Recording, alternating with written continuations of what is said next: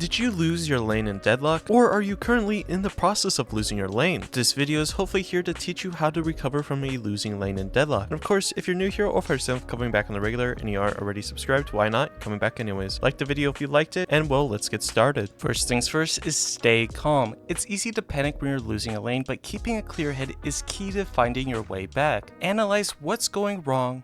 Is it your positioning, getting out traded, or maybe you're even overextending? Identifying the problem is the first step to fixing it. Tip number 1, don't tilt. It's easier said than done. By doing this, you avoid frustration, as tilting leads to poor decisions. Tip number 2 is look for opponent patterns. Is your opponent consistently pushing? Are they over aggressive?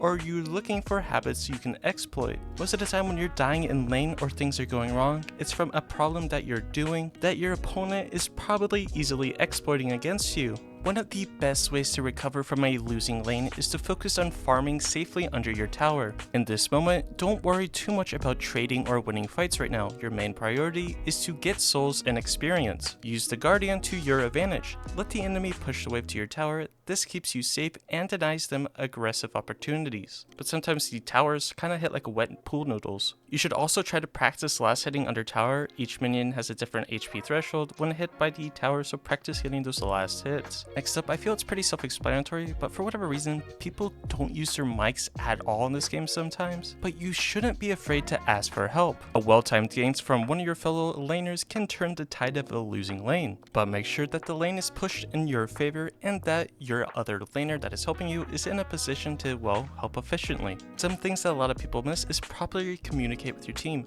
Let the person that is helping you know when the enemy has burned important cooldowns. This allows for much more fluid ganks. An example is knowing that if Dynamo uses his telekinesis or his second ability that lets him teleport a short duration, or Pocket had used his flying cloak ability so he can't TP away. A common way to get an easy gank is to try to bait your opponent. Pretend you're making a mistake to lure the enemy into an overextension, setting them up for an easy gank.